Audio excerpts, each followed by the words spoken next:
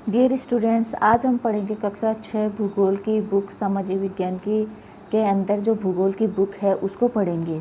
और कल हमने पिछले जो अध्याय है उसमें पढ़ा था पृथ्वी, सौरमंडल में पृथ्वी के बारे में पढ़ा था। और आज हम पढ़ेंगे अक्षांश और देशांतर के बारे में और ग्लोब के बारे में, यानी कि जो पाठ 2 है उसमें हम पढ़ेंगे ग्लोब, अक्षांश और देशांतर की उनकी स्थिति ग्लोब के अंदर किस तरह से है, और किसी स्थान को जानने के लिए अक्षांश और देशांतर किस तरह से महत्वपूर्ण है, इसके बारे में आज हम यहाँ पर जानेंगे। तो अब शुरुआत करते हैं कि पिछले अध्याय में आप पढ़ चुके हैं कि हमारी पृथ्वी गोल नहीं है। हमने पिछले अध्याय में क्या पढ़ा था कि जो पृथ्वी है उसका आकार गोलाकार नहीं है, और उसका जो आकार है वो कैसा है, जियोड है, गोलाब है, लेकिन गोलाकार नहीं है। जियोड का मतलब यहाँ पर क्या है कि उत्तर और दक्षिणी ध्रुवों पर थोड़ी चपटी है और मध्य के अंदर थोड़ी उभरी हुई है, यानी कि जो उत्तरी ध्रुव है और दक्षिण ध्रुव जो है यहाँ पर ये थोड़ी चपटी है, और जो ये मध्य भाग है यहाँ पर ये उभरी हुई है। ये जो है पृथ्वी की आकृति है और देखने में ये कैसी दिखती है, इस संबंध में जानकारी प्राप्त करने के लिए हम किसको देखेंगे, ग्लोब को देखकर इसकी जानकारी ले सकते हैं कि ये दिखती कैसी है उसके बारे में। ग्लोब विभिन्न आकार के होते हैं, विभिन्न प्रकार के होते हैं। बड़े ग्लोब जो होते हैं उनको हम आसानी से कहीं किसी स्थान पे लाया ले जाया नहीं जा सकता, और ना ही उसको पॉकेट में रखा जा सकता। जबकि कुछ ग्लोब ऐसे होते हैं, छोटे ग्लोब होते हैं, जिनको पॉकेट में आसानी से रखी जा सकती है और गुब्बारे की तरह उनको फुलाया भी जा सकता है, और जब ज़रूरत ना हो तो उसको हवा निकाल के वापस ठीक कर लिया जाता है, और उसको जेब में, पॉकेट में, कहीं पर भी रखा जा सकता है। तो एक और उसको क्या किया जा सकता है, छोटे ग्लोब को आसानी से एक स्थान से दूसरे स्थान पर भी ले जाया जा सकता है। ग्लोब जो है कभी स्थिर नहीं होता है, यानी कि जो ग्लोब है उसमें अगर उसे घुमाया जाए, इस पार्ट को घुमाया जाए तो ये घूमता है। तो ग्लोब है वो क्या नहीं होता है, स्थिर नहीं होता है, इसे उसी प्रकार घुमाया जाता है जैसे पृथ्वी में हमारी स्थिर नहीं होती है, वो भी जो है घूमती है। तो उसी तरह ग्लोब जो है उसको भी घुमाया जाता है, लेकिन ये जो है उसी तरह से घुमाया जाता है जैसे कुम्हार का पहिया घूमता हो, और इस तरह से घुमाया जाता है जैसे पृथ्वी जो है वो पश्चिम से पूर्व की ओर घूमती है, तो ग्लोब को भी हम पश्चिम से पूर्व घुमा सकते हैं। तो यहाँ पर क्या है, इसे उसी प्रकार घुमाया जाता है जैसे कुम्हार का पहिया या लट्टू जो है वो घूमता हो। और ये जो ग्लोब है, ग्लोब पर देशों, महाद्वीपों और महासागरों को उनकी सही स्थिति का आकार दिखाया जाता है। यानी कि जो ग्लोब होता है उसके अंदर क्या होता है, ग्लोब पर देशों को, कंट्रीज़ को दिखाया जाता है, कॉन्टिनेंट्स, महाद्वीपों को दिखाया जाता है, ओशियंस, महासागरों को का सही आकार ग्लोब पर दिखाया जाता है। पृथ्वी के समान किसी गोले पर किसी बिंदु की स्थिति का वर्णन करना कठिन है, यानी कि जैसे पृथ्वी है उसी तरह से कोई गोला है, उसकी निश्चित बिंदु जो है उसको दिखाना मुश्किल होता है। तो अब प्रश्न ये होता है कि इस पर किसी स्थान की स्थिति को कैसे बताई जा सकती है। इसके लिए हम क्या करते हैं, कुछ बिंदु लेते हैं, कुछ निश्चित कुछ रेखाएं होती है, उनकी आवश्यकता, उनकी ज़रूरत के अनुसार, यानी कि उन बिंदुओं, उन रेखाओं के अनुसार उनका उपयोग करके हम क्या करते हैं कि ग्लोब, कोई गोलाकार वस्तु यानी कि ग्लोब पर जो है क्या दिखाया गया है, किसी भी स्थान की जो है स्थिति को बताया जा सकता है। आप देखेंगे कि एक सुई, आप क्या देख रहे हैं, यहाँ पर देख रहे हैं कि कोई सुई है जो ग्लोब के अंदर से निकल रही है, और जिसको क्या कहते हैं, अक्ष कहते हैं। यानी कि ये जो सुई है, एक नीडल जो है ग्लोब के अंदर से निकल रही है, इसको कहते हैं अक्ष कहते हैं। और ग्लोब पर ये जिस दो बिंदुओं से निकल रही है, जिन दो बिंदुओं से होकर ये गुजर रही है, उसको हम कहते हैं उत्तरी ध्रुव और दक्षिणी ध्रुव कहते हैं। तो आप यहाँ पर देखेंगे कि एक सुई ग्लोब में, इसी बात को मैं यहाँ पर पढ़कर बता रही हूँ जो मैंने अभी समझा है, कि आप देखेंगे कि एक सुई ग्लोब में झुकी हुई अवस्था में होती है जिसे अक्ष कहते हैं, यानी कि एक्सिस कहा जाता है। और ग्लोब पर वे दोनों बिंदु जिनसे सुई होकर गुजरती है, यानी कि ये जो सुई है ग्लोब पर होकर गुजर रही है, उसको हम यहाँ पर क्या कहेंगे, उत्तरी तथा दक्षिणी ध्रुव कहते हैं। ग्लोब को इस सुई के चारों ओर पृथ्वी की भांति पश्चिम, यानी कि जो ग्लोब है उसको क्या कर सकते हैं हम, पश्चिम से पूर्व की ओर घुमाया जा सकता है। जैसे पृथ्वी जो है हमारी चक्कर लगाती है पश्चिम से पूर्व दिशा की ओर हमारी घूमती है, पर जो पृथ्वी है हमारी वो पश्चिम से पूर्व की ओर घूमती है। ऐसे ही जो ग्लोब है उसको भी पश्चिम से पूर्व की ओर घुमाया जा सकता है। लेकिन ये याद रखना कि इन दोनों में एक अंतर है। पृथ्वी पर वास्तव में ऐसी कोई सुई नहीं है। याद रखने वाली बात क्या है कि जो हमारी पृथ्वी है उस पर ऐसी कोई नेडल या सुई बनी हुई नहीं है। ये एक काल्पनिक रेखा है, यानी कि एक ये जो है ग्लोब पर स्थानों को बताने के लिए, स्थानों की जो लोकेशन है सही उसको बताने के लिए केवल और केवल एक क्या बनाई गई है, एक काल्पनिक रेखा बनाई गई है। और ये जो काल्पनिक रेखा, ये जो नीडल है जिन बिंदुओं से होकर गुजरती है उसको उत्तरी ध्रुव मान लिया गया, और जिन बिंदुओं से होकर ये गुजर रही है उसके उत्तर के भाग को उत्तरी ध्रुव और जो दक्षिण का भाग है उसको दक्षिणी बिंदु है उसको दक्षिण ध्रुव मान लिया गया है। ये एक काल्पनिक रेखा भी एक अन्य जो काल्पनिक रेखा है वो जो एक अन्य काल्पनिक रेखा है वो भी क्या है, ग्लोब को दो बराबर भागों में बांटती है। एक अन्य इसी तरह से जैसे ये काल्पनिक रेखा है उत्तरी ध्रुव और दक्षिणी ध्रुव से जो नीडल निकल रही है वो पॉइंट, वो बिंदु जो है उनको काल्पनिक रेखा माना गया है। उसी तरह से अन्य जो काल्पनिक रेखा है जो अर्थ को क्या करती है, दो बराबर भागों में बांटती है, उसको हम विषुवत कहते हैं। एक अन्य काल्पनिक रेखा भी ग्लोब को दो भागों में विभाजित करती है, यानी कि जो एक अन्य तरह की यानी कि ये जो उत्तरी ध्रुव है और दक्षिणी ध्रुव है इनके अलावा भी एक काल्पनिक रेखा है जो क्या करती है, पृथ्वी को दो बराबर भागों में बांटती है। और इस काल्पनिक रेखा को हम कहते हैं विषुवत वर्त या 0 डिग्री अक्षांश या भूमध्य रेखा या फिर इक्वेटर, इतने सारे नामों से इस रेखा को जाना जाता है। तो इस रेखा को हम विषुवत वर्त कहते हैं। इसे विषुवत वर्त कहा जाता है। पृथ्वी के उत्तर में स्थित आधे भाग को उत्तरी गोलार्ध, यानी कि जो पृथ्वी है उसके उत्तरी, ये जो विषुवत रेखा है उसके उत्तर का जो आधा भाग है उसको उत्तरी गोलार्ध, यानी कि ये जो विषुवत रेखा ये अर्थ है हमारी और ये बीच से विषुवत रेखा गुजरती है।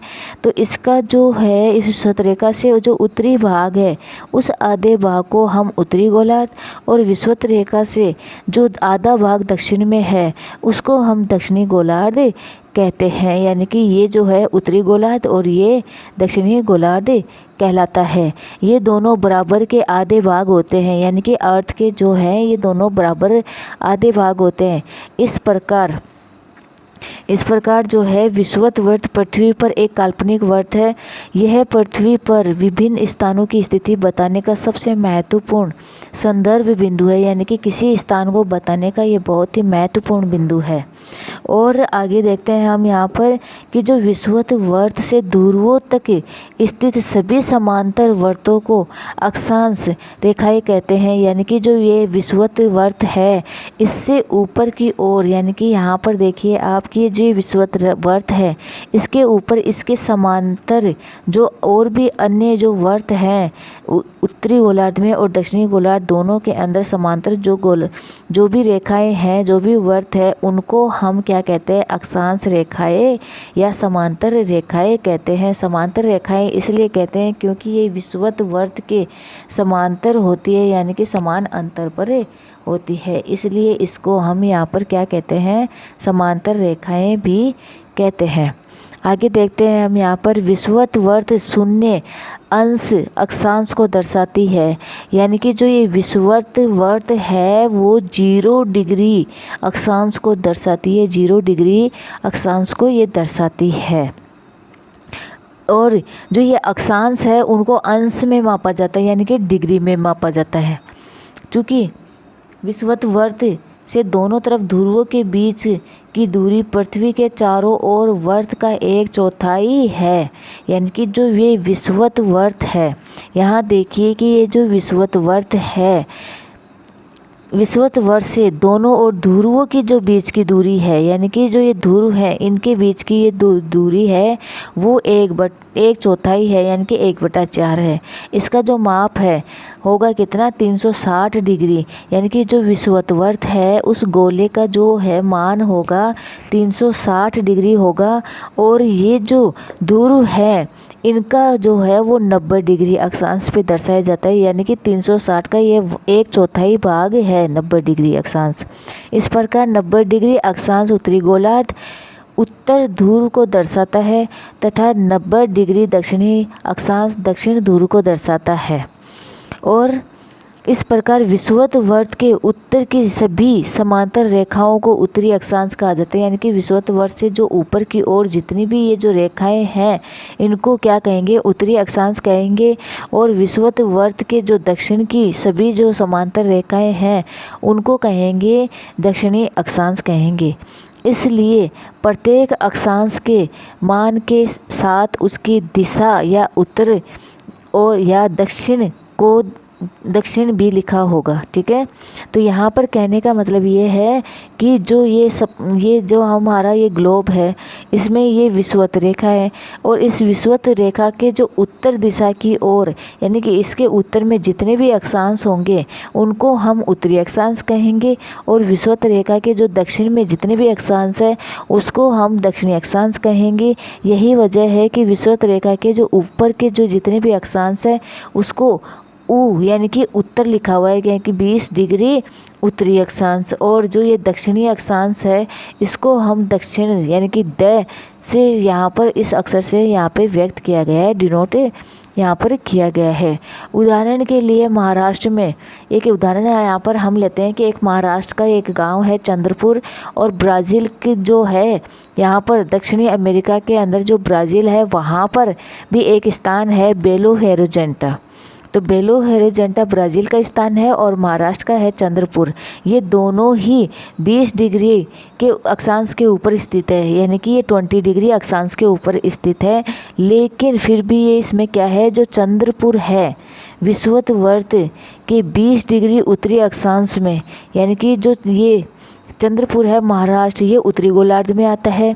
और जो ये ब्राज़ील ये दक्षिणी अमेरिका का जो ब्राज़ील एरिया है और उसका ये जो बेलो होरिज़ोंटा जो नाम की जगह है ये आती है, ये 20 डिग्री अक्षांश पे आती है लेकिन ये दक्षिणी गोलार्ध में आती है। इसीलिए जो चंद्रपुर है उसको 20 डिग्री उत्तरी गोलार्ध में और बेलो होरिज़ोंटा जो है उसको विषुवत वर्त के 20 डिग्री दक्षिणी अक्षांश में स्थित है। दोनों ही अलग अलग अक्षांश तो इनका सेम है लेकिन यहाँ पर दोनों अलग अलग जगहों पर स्थित है, इसलिए चंद्रपुर को उत्तरी अक्षांश के लिए कहा गया है। और ये जो बेलो होरिज़ोंटा है ब्राज़ील में उसको 20 डिग्री दक्षिणी अक्षांश कहा गया है, यानी कि वहाँ पर ये स्थित है। इसलिए हम कहते हैं कि चंद्रपुर को जो है क्या लिखा गया है 20 डिग्री उत्तरी अक्षांश पर और बेलो होरिज़ोंटा को 20 डिग्री दक्षिणी स्थान पर स्थित है।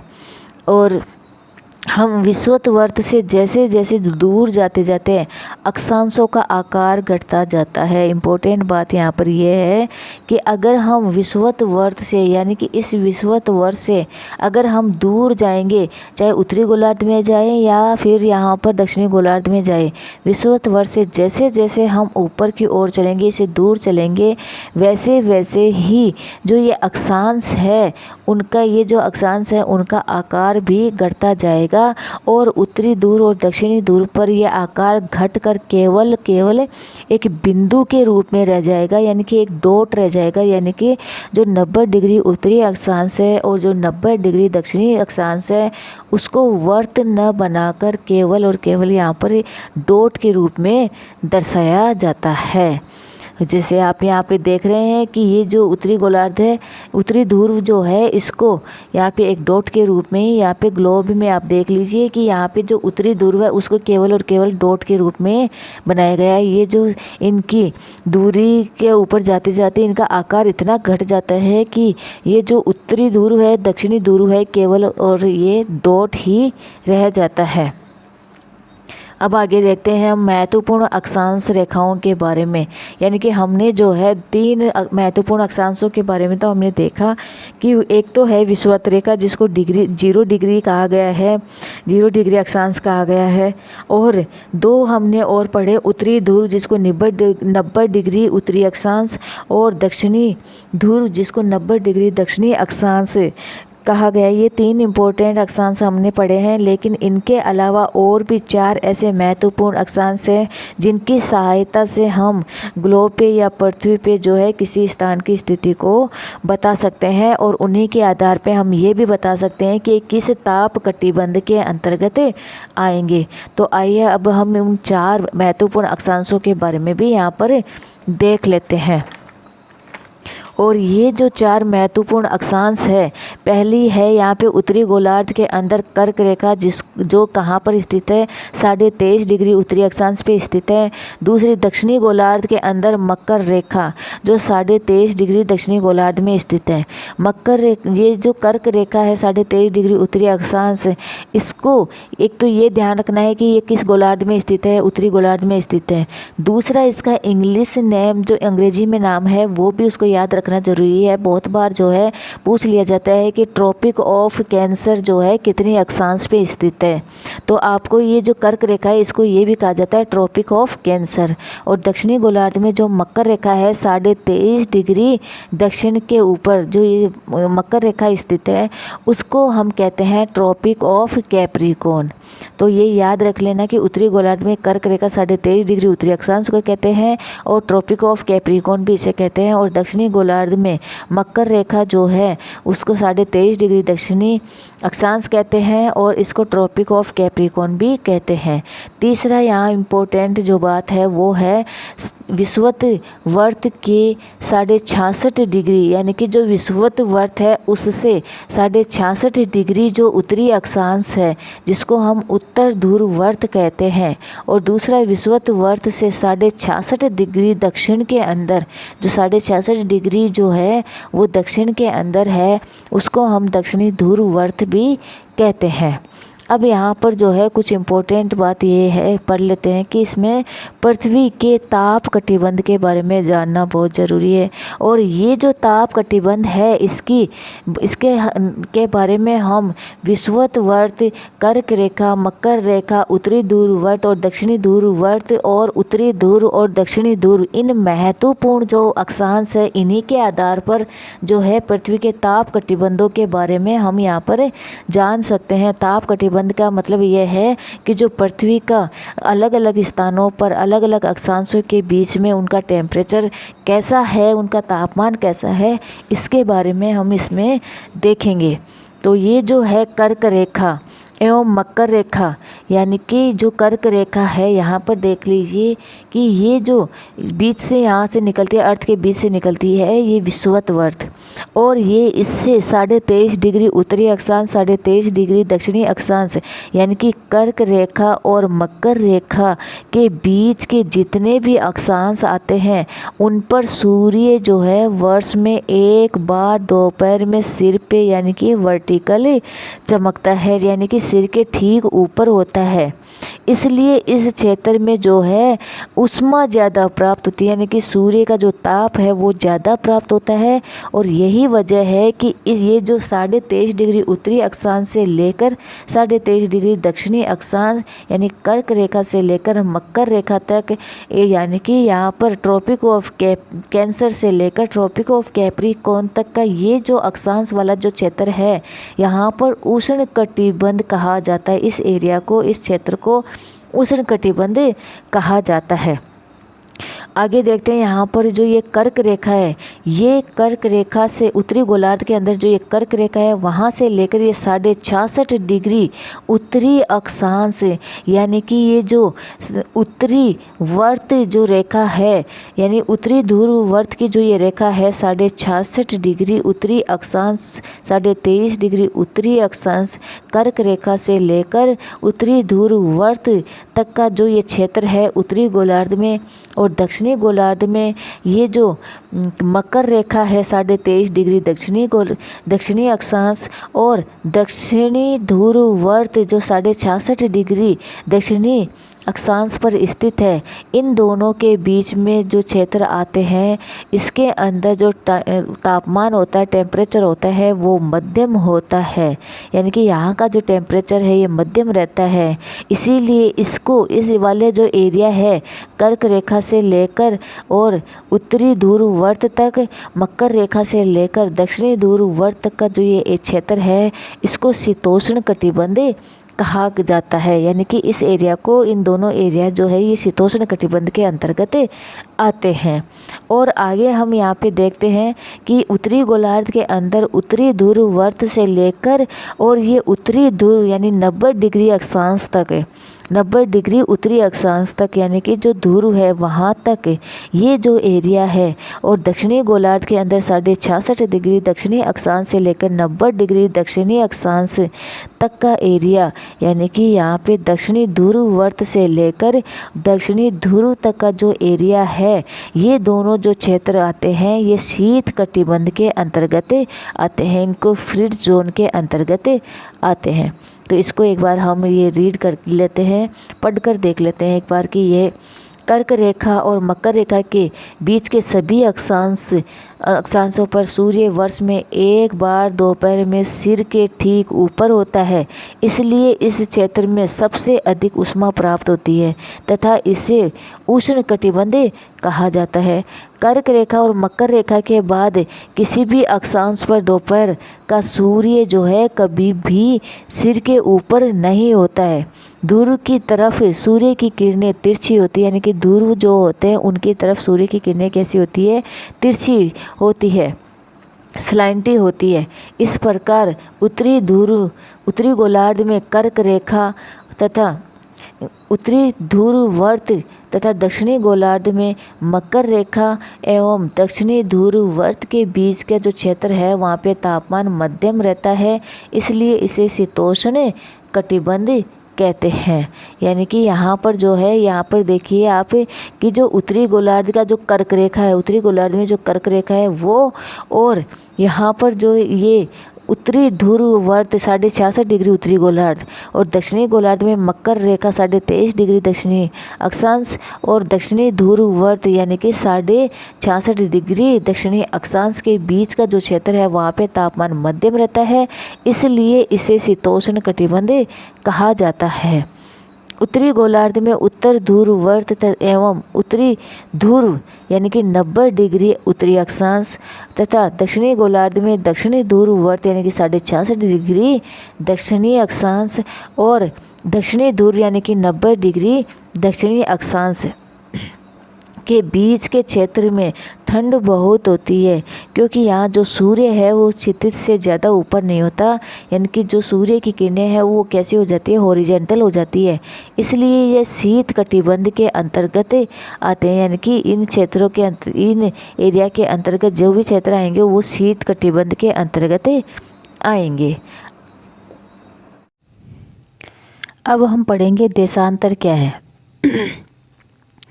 यानी कि देशांतर जो है उनको क्या, किस तरह से जाना जाता है या देशांतर होते क्या है, इसके बारे में हम देखेंगे कि किसी स्थान की स्थिति को बताने के लिए उस स्थान के अक्षांश के अतिरिक्त कुछ और जानकारी की आवश्यकता भी होती है। यानी कि जो अक्षांश है उनके बारे में तो हमने जानकारी ले ली है और अक्षांश के बारे में हमने जान लिया है कि अक्षांश होते क्या हैं, लेकिन साथ में हमें किसी स्थान की दूरी को अगर बताना है, उसकी सही स्थिति को बताना है, तो अक्षांश के साथ साथ देशांतरों की भी आवश्यकता पड़ेगी, देशांतरों की जानकारी की भी आवश्यकता होगी। तो आप देख सकते हैं यहाँ पे एक उदाहरण बताया गया है कि प्रशांत महासागर में स्थित एक टोंगा द्वीप है और हिंद महासागर में स्थित मॉरिशस द्वीप है। ये दोनों ही द्वीप जो है एक ही अक्षांश पे स्थित है, वो भी 20 डिग्री दक्षिणी अक्षांश पे स्थित है। उनकी सही स्थिति जानने के लिए ये पता करना होगा कि उत्तरी ध्रुव को दक्षिण ध्रुव से जोड़ने वाली जो रेखा है उससे पूर्व और पश्चिम की ओर पूर्व से पश्चिम की ओर इन स्थानों की दूरी कितनी है। यानी कि जो यहाँ पर मैप ये दिखा रहा है, ये चित्र दिखाया हुआ है, तो आप देखिए कि इसके अंदर क्या कहा गया है कि जो उत्तरी ध्रुव, यानी कि यहाँ पर आप देखिए यहाँ पर कि यहाँ जो ये लिखा हुआ है कि उत्तरी ध्रुव को दक्षिण ध्रुव से मिलाने वाली, उत्तरी ध्रुव को दक्षिण ध्रुव से मिलाने वाली ये जो रेखाएं हैं, इससे क्या पता करते हैं कि पूर्व से पश्चिम की ओर जितने भी स्थान हैं उनकी दूरी कितनी है। ये किससे पता लगाया जाता है? ये है देशांतरीय रेखाओं से पता लगाया जाता है। और इन जो ये संदर्भ रेखाएं हैं जिनसे दूरी का पता चलता है, और ये उत्तर ध्रुव से दक्षिण ध्रुव को जोड़ने वाली जो ये रेखाएं हैं, इनसे पता ये चलता है कि ये जो रेखाएं हैं उनको देशांतरीय यामोत्तर रेखा कहा जाता है, यानी कि इन्हें देशांतर यामोत्तरीय कहा जाता है। तथा उनके बीच में जो दूरी है उसको देशांतर के अक्षों यानी कि उसकी डिग्री के रूप में मापा जाता है। जैसे हमने अक्षांशों को डिग्री के रूप में माना है, वैसे ही देशांतरों को भी, देशांतर जो होते हैं उनके बीच की दूरी को अक्षांशों में मापा जाता है, यानी अंशों में मापा जाता है, यानी कि उनको डिग्री के रूप में मापा जाता है। प्रत्येक अंश या डिग्री को मिनट में तथा मिनट को सेकंड में विभाजित किया जाता है। और जो देशांतर जो होते हैं उनके जो अंश होते हैं उनको प्रत्येक को किस में मापा जाता है? उनको मिनट में मापा जाता है, यानी कि मिनट कहा जाता है। और जो मिनट होती है उसको सेकंड में मापा जाता है। ये अर्धवर्त है, यानी कि जो अक्षांश होते हैं वो तो पूरे वर्त होते हैं, यानी कि वो जो है अर्थ के चारों तरफ होते हैं गोला बना के, इसलिए वो तो पूरे वर्त होते हैं। लेकिन जो देशांतर है वो अर्धवर्त होते हैं, और उनके बीच जो दूरी होती है वो ध्रुवों की तरफ बढ़ने पर घटती जाती है, यानी कि यहाँ पर जो है ये अर्धवर्त होते हैं, और इनके बीच की दूरी जो होती है उनकी जो है ध्रुवों की तरफ पर घटती जाती है, बढ़ने पर, ध्रुवों की तरफ बढ़ने पर घटती जाती है। कहने का मतलब ये है कि यहाँ पर ये मैप देखिए, और इसके अंदर क्या है, ये देशांतर रेखाएं हैं, और ये देशांतर रेखाएं जो हैं इनके बीच की दूरी, यानी कि जो विषुवत रेखा है उस पे दो देशांतरों के बीच की दूरी सर्वाधिक होती है। और इस विषुवत रेखा से उत्तरी गोलार्ध से लेकर ध्रुवों तक जाना और दक्षिणी गोलार्ध में ध्रुवों तक जाने पर इनके बीच की जो दो देशांतरों के बीच की दूरी घटती चली जाती है। तो यहाँ पर यही बात कही गई है कि यहाँ कहा गया है कि जो उनके ये जो देशांतर है उनके बीच की दूरी ध्रुवों की तरफ बढ़ने पर घटती जाती है, एवं ध्रुवों पर जाकर ये क्या हो जाती है, शून्य हो जाती है। इम्पोर्टेंट बात यही है कि ध्रुवों की ओर जाने पर देशांतर रेखाओं के बीच की दूरी क्या हो जाती है, घट जाती है, और ध्रुवों पर जाकर ये शून्य हो जाती है, जहाँ सभी देशांतरीय यामोत्तर आपस में मिलती है। यानी कि यहाँ पर जो है ध्रुवों की ओर जाने पर इनके बीच की दूरी जो है ध्रुवों के पास आने पर क्या हो जाती है, शून्य हो जाती है। और यहाँ पर जो है क्या है कि ये जो सभी देशांतर रेखाएं हैं आपस में मिल जाती है, ये जो सभी रेखाएं यहाँ पे आपस में मिली हुई है। आगे देखते हैं कि अक्षांश समानांतर रेखाओं से भिन्न सभी देशांतरीय यामोत्तरों की लंबाई समान होती है, यानी कि जो अक्षांश रेखाएं हैं उनकी जो है लंबाई ध्रुवों की ओर जाने पर घटती जाती है, और यहाँ देशांतरों की दूरी घटती जाती है, दो देशांतरों के बीच की दूरी घटती जाती है ध्रुवों की ओर जाने पर, और जो अक्षांश है उनकी अक्षांश रेखाओं की जो लंबाई है वो घटती जाती है ध्रुवों की ओर जाने पर।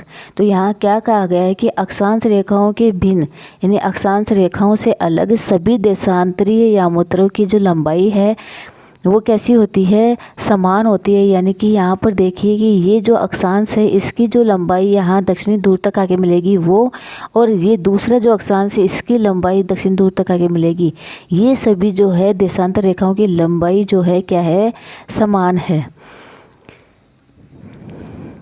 तो इन सभी जो ये जो रेखाएं हैं देशांतर रेखाएं, इनकी लंबाई समान है, इसलिए इन्हें सिर्फ मुख्य संख्याओं के रूप में व्यक्त करना कठिन था। इसलिए जो है ये क्या करते हैं, इनकी जो संख्या है मुख्य संख्या है उसमें व्यक्त करना कठिन था। तब सभी देशों ने निश्चित किया कि जो ग्रीनविच है, यानी कि सभी जो देश है उन्होंने क्या निश्चित किया, यानी कि ये जो देशांतर रेखाएं हैं उनका कोई यहाँ पर मिड पॉइंट कहीं पर नहीं था। तो सभी ये जो सारी जो रेखाएं हैं यमुनोत्तर रेखाएं, उनके बीच में कोई मुख्य रेखा या मुख्य संख्या जो है उसको व्यक्त करना मुश्किल था। इसलिए सभी देशों ने क्या निश्चित किया कि जो ग्रीनविच होगी, यानी कि जो सबसे बीच में जो ग्रीनविच होगी जो कि ये जो ग्रीनविच है ये कहाँ पर निश्चित किया वैज्ञानिकों ने कि ये जो ग्रीनविच जगह है ब्रिटिश राज की वेधशाला स्थित है ग्रीनविच में, लंदन के पास ब्रिटेन में। यहाँ क्या स्थित है? ब्रिटिश राज की वेधशाला स्थित है। इससे गुजरने वाली जो यामोत्तर होगी, गुजरने वाली यामोत्तर से पूर्व और पश्चिम की ओर गिनती शुरू की जाएगी। यानी कि ये जो ग्रीनविच यामोत्तर रेखा है ये कहाँ से निकल रही है? ब्रिटेन के अंदर एक जगह है ग्रीनविच और वहाँ एक राजकीय वेधशाला स्थित है। वहाँ से जो निकलने वाली जो रेखा है उसको क्या माना गया है? उसको माना गया है या मुख्य यामोत्तर रेखा माना गया है। और इसके जो है पूर्व की ओर जो भी रेखाएं होगी और पश्चिम की ओर जो भी रेखाएं होगी उनकी गिनती जो है वहाँ से करी जाएगी। इस यामोत्तर को प्रमुख यामोत्तर भी कहते हैं। यानी कि जो ग्रीनविच से निकलने वाली जो रेखा है उसको प्रमुख यामोत्तर भी कहते हैं। और इसका मान जो है कितना माना गया है? 0 डिग्री देशांतर माना गया है। यहाँ से हम 180 डिग्री पूर्व की ओर और 180 डिग्री पश्चिम तक गणना करते हैं। यानी कि ये जो यामोत्तर रेखाएं हैं 0 डिग्री ग्रीनविच पे माना गया है और उसके पूर्व की ओर जो है 180 डिग्री यामोत्तर रेखाएं हैं और यहाँ पर पश्चिम की ओर 180 डिग्री यामोत्तर रेखाओं तक हमें यहाँ गिनती करते हैं। लेकिन याद रखने वाली बात यह है कि जो 180 डिग्री जो प्रमुख रेखा है, सबसे पहले तो ये जो प्रमुख रेखा है 0 डिग्री, एक तो ये और 180 डिग्री यामोत्तर जो है मिलकर पृथ्वी को 2 बराबर भागों में बांटती है। यानी कि जो ये जो रेखा है ग्रीनविच से निकलने वाली मुख्य यामोत्तर रेखा, इसके जस्ट अपोजिट में पीछे की साइड यहाँ पर जो है 180 डिग्री यामोत्तर रेखा है। तो ये जो है दोनों मिलकर 0 डिग्री यामोत्तर रेखा यानी कि प्रमुख यामोत्तर रेखा और 180 डिग्री यामोत्तर रेखा जो है दोनों मिलकर अर्थ को 2 बराबर भागों में बांटती है। और ये जो है दोनों आपस में इनको 2 समान भागों में बांटती है और वो जो 2 समान भागों में बांटेंगे वो गोलार्ध कहेंगे। पूर्व की तरफ जो मुख्य यामोत्तर रेखा है उसकी पूर्व की तरफ जो है वो तो पूर्वी गोलार्ध कहलाएगा और जो पश्चिम की ओर है वो पश्चिमी गोलार्ध कहलाएगा। यानी कि उसको पश्चिमी गोलार्ध में विभक्त किया जाएगा। इसलिए किसी स्थान के देशांतर के आगे पूर्व के लिए ये वर्ड लगाया जाता है पू और तथा पश्चिम के लिए अक्सर पै का उपयोग किया जाता है। यह जानना रोचक होगा कि यह बात जानना भी रोचक होगी कि 180 डिग्री पूर्व और 180 डिग्री पश्चिम यामोत्तर रेखा एक ही है। यानी कि ये जो जानने वाली जो महत्वपूर्ण बात यह है कि 180 डिग्री पूर्वी यामोत्तर रेखा और 180 डिग्री पश्चिम यामोत्तर रेखा इनको दोनों को एक ही माना गया है, दोनों एक ही है। और अब जो है ग्लोब पर अक्षांश रेखाओं एवं देशांतरीय यामोत्तरों के द्वारा जो जाल बना हुआ होता है, यानी कि यहाँ पर देखिए यहाँ पे ये जो अक्षांश है और ये जो अक्षांश रेखाएं ये और ये जो देशांतर रेखाएं ये इनको आपस में एक ही ग्लोब पे या एक ही गोलाकार जो मैप होता है, नक्शा होता है, उसके ऊपर बनाने पर जो ये जो जाल बन जाता है यामोत्तर रेखा और देशांतरीय रेखा और अक्षांश रेखाओं के बीच में के मिलाने पर ये जो जाल बनता है इसको जो है क्या कहा जाता है? ग्रिड कहा जाता है। तो इस ग्रिड को देखते हैं तो इसमें क्या मिलता है कि अगर आपको किसी स्थान के अक्षांश देशांतर की सही जानकारी हो, अगर मान लिया जाए कि हमें किसी भी कोई भी अक्षांश है और उसके सही जानकारी पता है, अक्षांशों की पता है और देशांतरों की जानकारी भी अगर हमें पता है, तो हम क्या कर सकते हैं कि ग्लोब पर आप क्या कर सकते हो, उसको ग्लोब पर आप उस स्थान को का पता आसानी से लगा सकते हैं। जैसे फॉर एग्जांपल यहाँ पर क्या है कि आसाम जो है, यहाँ पर आसाम में धुबरी नाम की जगह है, वो 26 डिग्री उत्तरी अक्षांश पे है और 90 डिग्री पूर्वी देशांतर पर स्थित है। यानी अक्षांश और देशांतर दोनों यहाँ बताया गया है कि जो असम में धुबरी नाम की जो जगह है वो 26 डिग्री तो उत्तरी अक्षांश और 90 डिग्री पूर्वी देशांतर पर स्थित है। अब उस बिंदु को देखें जहाँ ये दोनों अक्षांश रेखाएं एक दूसरे को काटती है, तो फिर हम इसको मैप पर ये देखें कि ये दोनों रेखाएं एक दूसरे को कहाँ काटती है, और वही बिंदु जो है उसी बिंदु पे क्या स्थित है, धुबरी स्थित है। यानी कि ये जो स्थान है धुबरी नाम का वो स्थित है। इसको समझने के लिए कागज़ पर समान दूरी वाली क्षैतिज तथा ऊर्ध्वाधर रेखाएं खींचिए। यानी कि यहाँ पर जो है कोई एक प्लेन कागज़ है, उसके ऊपर हमने कुछ रेखाएं क्षैतिज खींच ली है, कुछ रेखाएं ऊर्ध्वाधर खींच ली है। यानी कि कुछ रेखाएं तो इस तरह से अक्षांशों की तरह खींच ली है और कुछ रेखाएं इस तरह से देशांतरों की तरह से खींची है। और उसके बाद में ऊर्ध्वाधर रेखाओं को जो है संख्या ये दे दिया गया है 1 2 3 4 और क्षैतिज रेखाओं को संख्या दे दी गई है क ख ग अक्षरों में व्यक्त कर दिया गया है। जिन बिंदुओं पर ये ऊर्ध्वाधर क्षैतिज रेखा एक दूसरे को काटती है वहाँ कुछ छोटे छोटे गोले खींचिए और इन वर्तों को अब A, B, C नाम से व्यक्त कर लेते हैं। तो उससे क्या पता चलेगा यहाँ पर देखिए, मान लीजिए अगर ऊर्ध्वाधर रेखा और पूर्वी देशांतर एवं क्षैतिज रेखा उत्तरी अक्षांश को व्यक्त करती है। अगर एग्जाम्पल के रूप में हम मान लें कि जो ऊर्ध्वाधर रेखाएं हैं वो तो क्या कर लेती है, उसको तो हम पूर्वी देशांतर समझ लेते हैं, मान लेते हैं, और जो क्षैतिज रेखाएं हैं उसको हम उत्तरी अक्षांश में व्यक्त कर लेते हैं। तो यहाँ पर हम यह क्या देखते हैं कि ये जो मैप दिया हुआ है इसी तरह से देखिए आप यहाँ पर कि यहाँ क्या माना गया है कि जो ये रेखाएं हैं उनको पूर्वी देशांतर और अक्षांशों के रूप में मान लिया गया है। अब यहाँ पे हम देखेंगे ए और ख उत्तरी अक्षांश तथा 1 जो है ये 1 डिग्री जो है यहाँ पे पूर्वी देशांतर पर स्थित है। तो यहाँ पर जो वर्त ए है, ए जो ये वाला गोला है ये वर्त ये किस पर स्थित है, अक्षांशों में तो किस पर, ख पे स्थित है, और देशांतर में पूर्वी देशांतर जो माना है हमने वो 1 डिग्री पर स्थित है। तो इससे हम उस स्थान के पर्टिकुलर ए नाम की जो जगह है उसके बारे में हमने यहाँ पर पता लगा लिया कि ये ए जो स्थान है वो कितने डिग्री अक्षांश और कितने डिग्री देशांतरों पर स्थित है। अब जो है यहाँ पर हम एक ये देख लेते हैं, कुछ इम्पोर्टेंट बातें हैं उसको भी हम यहाँ पर कुछ फैक्ट हैं उसको देख लेते हैं। यहाँ ये देखिए इसको समय के बारे में क्या है, यहाँ पर देखिए कि देशांतर और समय इन दोनों के बीच में क्या संबंध है, देशांतर से हमें समय का पता कैसे चलता है, इस बारे में हम यहाँ पर देखते हैं कि समय को मापने का सबसे अच्छा साधन पृथ्वी, चंद्रमा और ग्रहों की गति है। अगर हमें समय को सही तरीके से मापना है तो हमें क्या देखना पड़ेगा, उसमें जो है पृथ्वी, चंद्रमा और ग्रह उनकी गति कैसी है उसको हम यहाँ पर देखेंगे।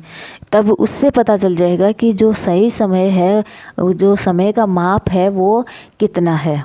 तो सूर्योदय और सूर्यास्त प्रतिदिन होता है, ये सभी को पता है।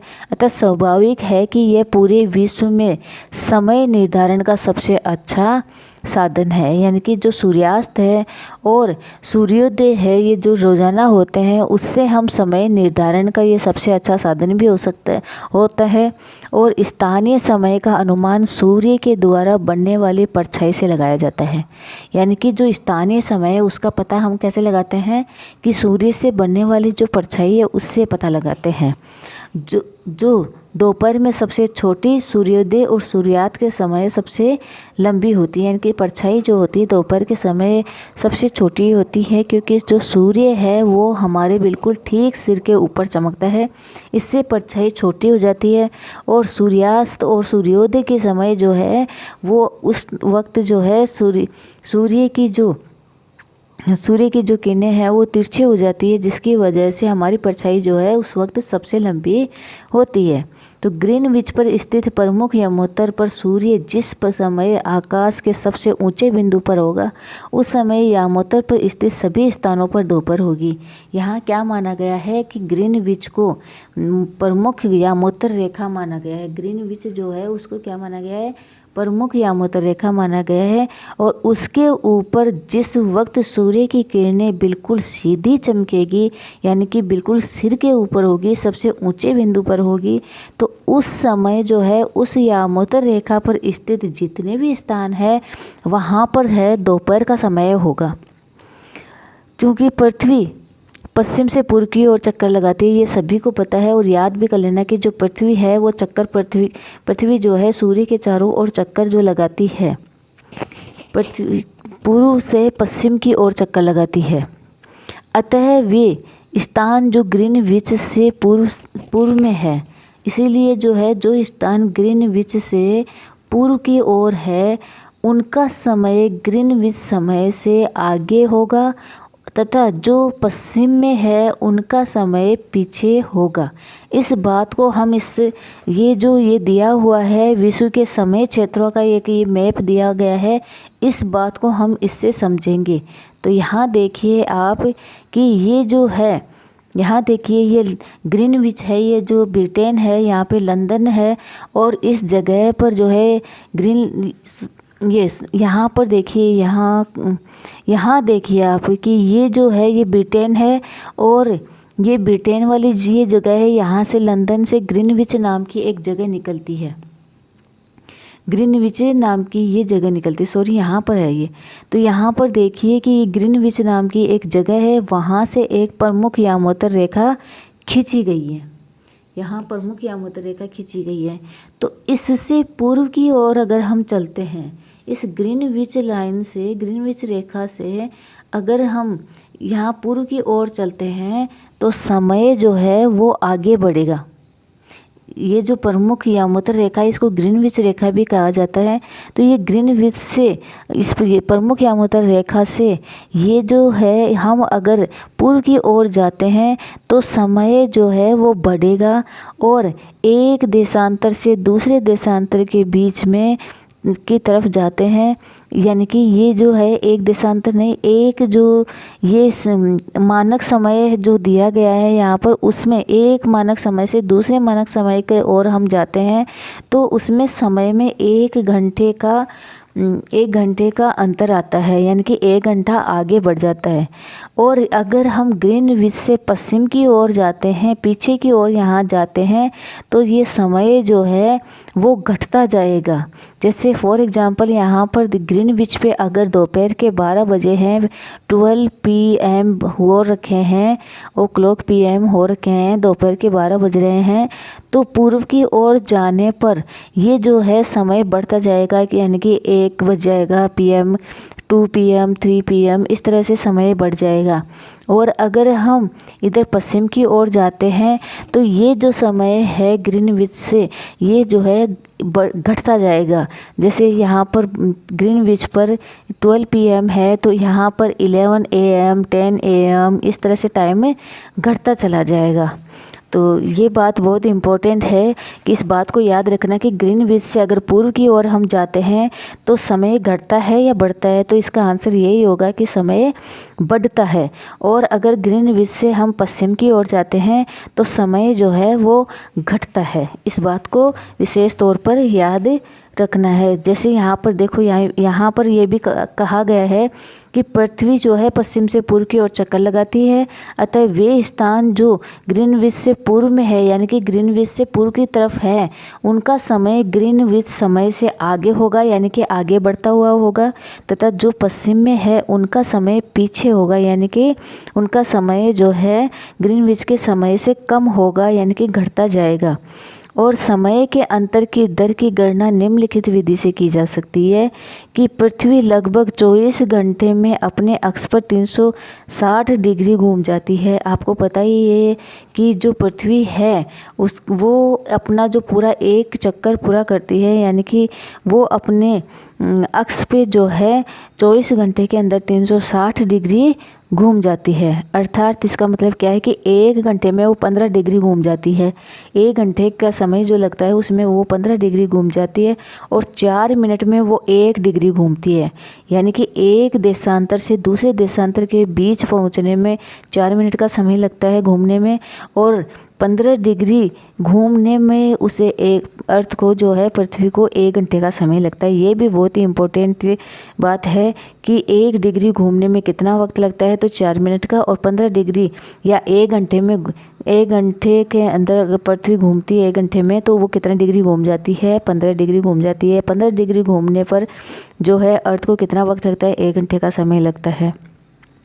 इस प्रकार जब ग्रीनविच में दोपहर के 12 बजते हैं तब ग्रीनविच से 15 डिग्री पूर्व में समय कितना होगा, 60 मिनट आगे होगा, यानी कि 1 घंटा आगे होगा। यानी कि अगर ग्रीनविच पे दोपहर के 12 बज रहे हैं, अगर ग्रीनविच पर दोपहर के 12 बज रहे हैं तो ग्रीनविच से पूर्व की ओर 15 डिग्री हम अगर जाते हैं, ग्रीनविच से अगर पूर्व की ओर 15 डिग्री आगे बढ़ते हैं तो उसमें 1 घंटा यानी कि 60 मिनट जो है समय बढ़ जाएगा। यानी कि यहाँ 12 बज रहे हैं दोपहर के, तो यहाँ फिर दोपहर के ही 1 बजेगा, और फिर हर एवरी जो 15 डिग्री के जो यामोत्तर रेखाएं हैं 15 डिग्री पर, तो ऐसे 1 घंटा आगे बढ़ता चला जाएगा। आगे हम यहाँ पे देखते हैं कि इस प्रकार जो है ग्रीनविच के दोपहर के 12 बजते हैं तब ग्रीनविच से 15 डिग्री पूर्व में समय होगा कितना, 15 × 4 यानी कि 4 मिनट 1 डिग्री पे होता है, तो 15 डिग्री के अंदर कितने हो जाएंगे, 60 मिनट का वक्त हो जाएगा, 1 घंटा हो जाएगा। तो ग्रीनविच के समय से 1 घंटा आगे होगा, अर्थात वहाँ दोपहर का 1 बजेगा।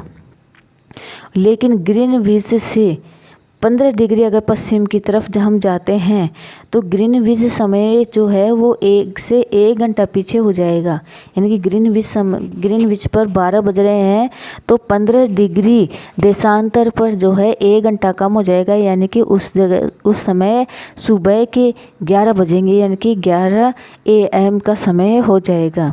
इसी प्रकार जब ग्रीनविच पर दोपहर के 12 बजे होंगे उस समय 180 डिग्री पर मध्य रात्रि होगी। यानी कि याद रखने वाली बात है कि जब 0 डिग्री देशांतर पर 12 बज रहे होंगे दोपहर के, तो 180 डिग्री देशांतर पर रात के 12 बज रहे होंगे, यानी कि मध्य रात्रि होगी। किसी भी स्थान पर जब सूर्य आकाश में अपने उच्चतम बिंदु पर होता है, यानी कि कोई जो स्थान है और उस पर जो है सूर्य आकाश में उच्चतम बिंदु पे यानी कि बिल्कुल सीधा चमकता है, तो दोपहर में उस समय घड़ी में 12 बजे होते हैं, ये सभी को पता होता है।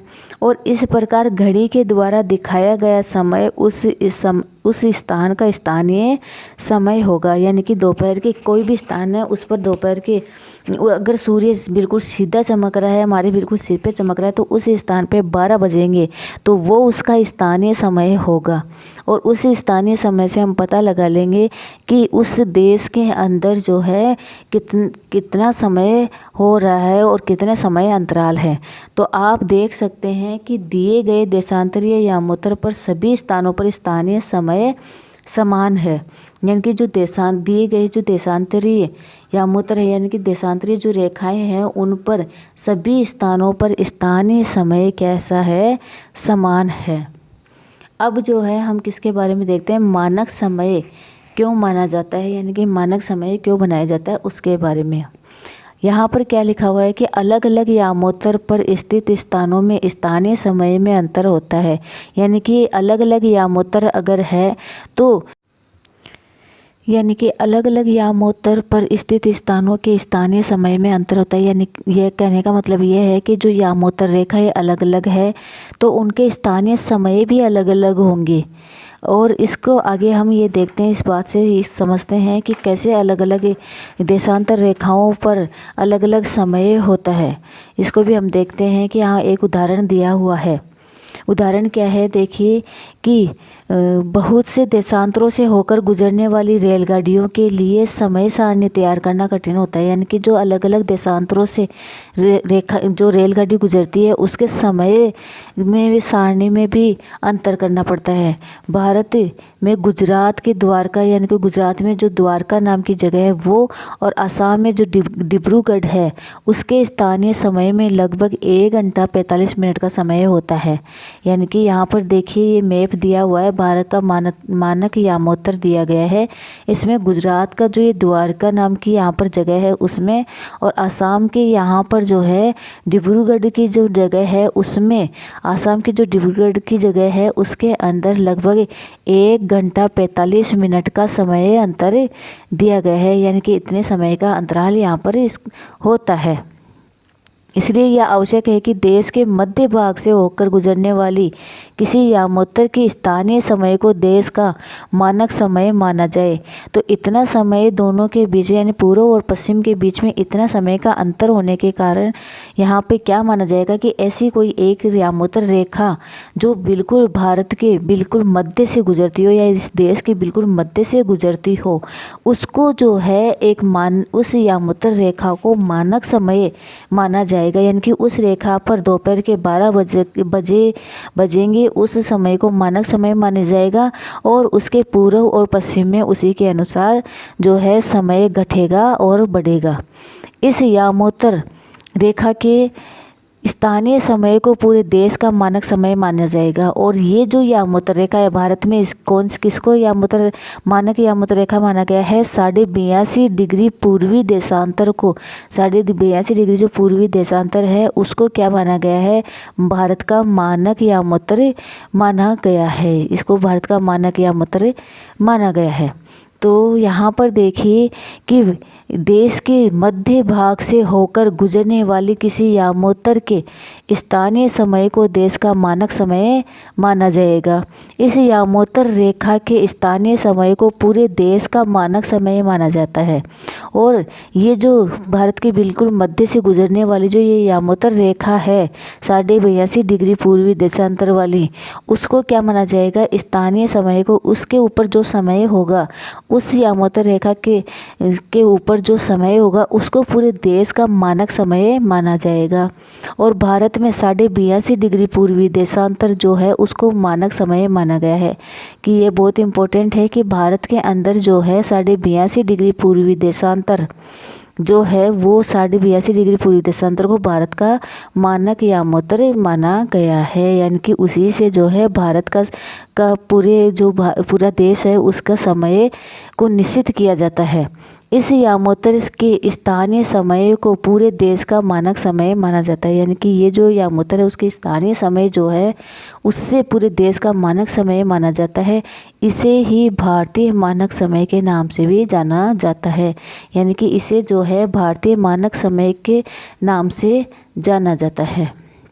अब यहाँ पर एक एग्जाम्पल दिया गया है कि कबीर जो है भोपाल के निकट एक छोटे से नगर में रहता है, और वह अपने मित्र आलोक से कहता है कि वे लोग आज रात्रि को सो नहीं पाएंगे। यानी कि वो रहते कहाँ पर है? कबीर भोपाल में रहता है एक छोटे से नगर में, और उसका जो मित्र है उससे क्या कहता है कि वो लोग आज रात्रि को सो नहीं पाएंगे क्योंकि भारत और इंग्लैंड के बीच एक क्रिकेट मैच लंदन में हो रहा है। कहाँ पर हो रहा है? ये लंदन में हो रहा है, और वो भी दोपहर के 2 बजे हो रहा है। यहाँ पर लंदन में दोपहर के 2 बजे हुए हैं, और तब यहाँ पर लंदन के अंदर 2 बजे मैच शुरू होगा। तो बताइए कि उस वक्त भारत में कितना समय होगा? तो आप इसको कैसे पता करेंगे कि भारत के समय अनुसार उस वक्त जो है मैच कितने बजे शुरू होगा? भारत में शाम को 7:30 बजे शुरू होगा। यानी कि जो लंदन में ग्रीनविच का जो समय है उसमें और भारत का जो भारतीय मानक समय है उसमें कितना अंतर है? 5.5 घंटे का अंतर है। तो यहाँ लंदन में अगर 2 बजते हैं तो भारत में उस वक्त जो है शाम के 7:30 बजेंगे। और शाम का इसलिए बचेगा क्योंकि भारत ग्रीनविच से कि पूर्व दिशा की ओर है, और पूर्व दिशा की ओर जो है प्रत्येक 15 डिग्री यामोत्तर रेखाओं पर 1 घंटे का समय अंतराल होता है। तो यहाँ जो है उस वक्त जब लंदन में 2 बजेंगे दोपहर के, उसी वक्त जो है भारत में शाम के 7:30 बजेंगे। और ये जो मैच है भारत में देर रात्रि को जो है समाप्त होगा। अब क्या आप जानते हैं कि भारत और इंग्लैंड के बीच समय में क्या अंतर है? तो मैंने पहले ही बता दिया कि भारत और लंदन के समय में यानी कि ग्रीनविच से जो भारत की मानक समय है उसमें 5.5 घंटे का समय का अंतर है। तो भारत और इंग्लैंड के बीच जो समय का अंतर है वो 5.5 घंटे का समय का अंतर है। तो आप यहाँ पर देखिए कि भारत में जो है मानक समय है वो ग्रीनविच के 82.5 डिग्री पूर्वी देशांतर में स्थित है। भारत का जो मानक समय है वो जो निश्चित किया गया है वो जो है ग्रीनविच के का जो मानक समय निश्चित किया गया है उससे 82.5 डिग्री पूर्व की ओर स्थित है। तो तथा यहाँ पर समय ग्रीनविच से 5.5 घंटे का आगे होगा, यानी कि 5 घंटे 30 मिनट आगे होगा। इसलिए जब लंदन में दोपहर के 2 बजेंगे तो भारत में 7:30 बजेंगे। कुछ देशों का देशांतरीय विस्तार बहुत ज़्यादा होता है, यानी कि कई देश जो हैं विस्तार में इतने बड़े होते हैं कि उनके बीच में जो देशांतरीय विस्तार है वो बहुत ज़्यादा होता है।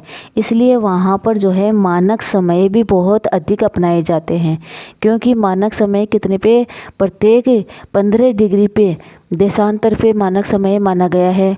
अब जैसे रसिया है या जो रूस है वहाँ पर जो 15-15 डिग्री करके इस तरह से जो मानक समय आता है वो 11 है, जो पूरे विश्व में सर्वाधिक है। यानी कि सबसे अधिक मानक समय वाला देश है वो कौन सा है? रूस में 11 मानक समय को अपनाया जाता है।